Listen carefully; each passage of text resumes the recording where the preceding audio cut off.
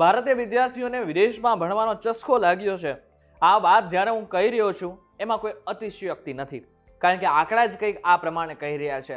દર વર્ષે બહાર જતા વિદ્યાર્થીઓની સંખ્યા સતત વધી રહી છે. હવે એની પાછળના કારણો જે પણ કંઈ હોય, પરંતુ જ્યારે બહારના દેશમાં ભણવાની વાત આવે અને એમાં પણ ખાસ કરીને વિદેશની યુનિવર્સિટીમાં ભણવાની વાત આવે ને, ત્યારે ઘણા બધા ભારતીય વિદ્યાર્થીઓ મૂંઝાઈ જતા હોય છે. એમના મનમાં પ્રશ્ન આવતો હોય છે, આખરે કઈ યુનિવર્સિટી પસંદ કરી. ત્યારે આજના વિડીયોમાં આપણે જાણીશું કે એવી કઈ કઈ યુનિવર્સિટી છે કે જ્યાં એકચ્યુઅલમાં વિદેશના મોટા ભાગના વિદ્યાર્થીઓની પસંદગી તો છે, પરંતુ એવી યુનિવર્સિટી છે કે જ્યાંથી ભણીને આગળનું ફ્યુચર સિક્યોર કરી શકાય છે. એટલા માટે થઈને આજનો આ વિડીયો પૂરો જોઈ લેજો. Hello, ladies and gentlemen. This is your captain speaking. We'll be landing in the airport in just a few minutes. What's up, guys? Welcome to Way to With This, and my name is Karan Chalotra.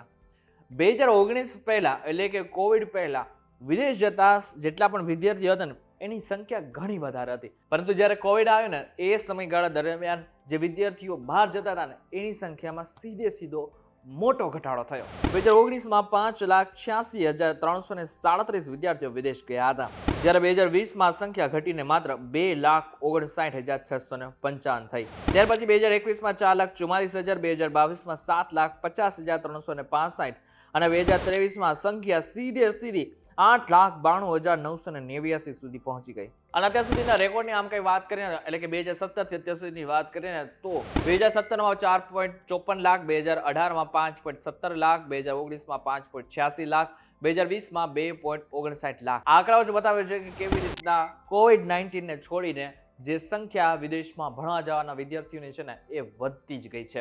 જો કે આમાં સરકારનું પણ કહેવું છે કે જે વિદ્યાર્થીઓ બહાર ભણવા જાય છે ને એ એમની પોતાની ચોઈસ છે.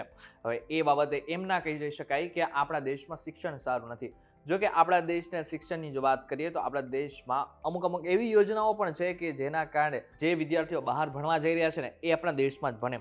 જેમાંથી એક સ્કીમ છે જેનું નામ છે પ્રધાનમંત્રી વિદ્યાલક્ષ્મી યોજના, જેનો હેતુ માત્ર એટલો છે કે જે વિદ્યાર્થીઓ ભણી શકે છે આની સાથે જેમનામાં કંઈક ટેલેન્ટ છે અથવા તો જે લોકોને આગળ કંઈક કરી બતાવવું છે એ લોકોને સહાય કરવાનો છે. ભારતની ટોચની શૈક્ષણિક સંસ્થાઓ મુખ્ય વિદેશી સંસ્થાઓ સાથે કરાર કરી રહી છે અને સંયુક્ત સંશોધનને પ્રોત્સાહન આપવામાં આવી રહ્યું છે. હવે આપણે એ વાત કરીએ કે જેના ઉપર આપણે આ વિડીયોની શરૂઆત કરી હતી, એટલે કે કઈ એવી યુનિવર્સિટી છે, કયા દેશની એવી યુનિવર્સિટી છે કે જે બેસ્ટ છે.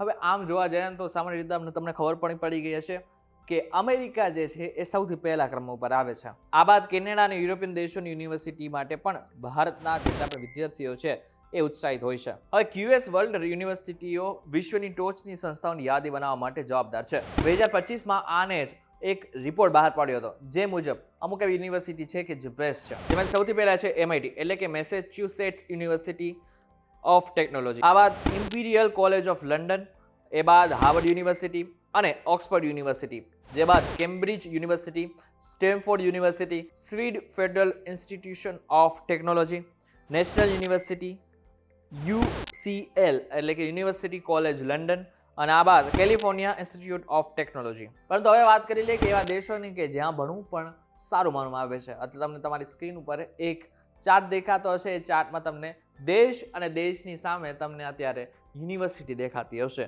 આ દેશ અને યુનિવર્સિટી જોઈ લો એકવાર, આ વિડીયોને પોઝ કરીને યુનિવર્સિટીનું નામ પણ વાંચી લો, જેથી તમને ખબર પડે કે કયા દેશની કઈ યુનિવર્સિટી બેસ્ટ છે.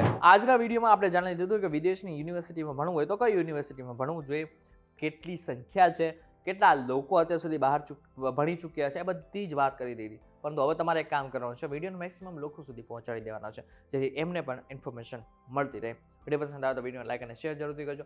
તો આવા જ ઇન્ફોર્મેટિવ વિડીયોઝ માટે VTVGujarati.com ની અમને ચેનલ એકવાર સબસ્ક્રાઇબ કરી નાખજો.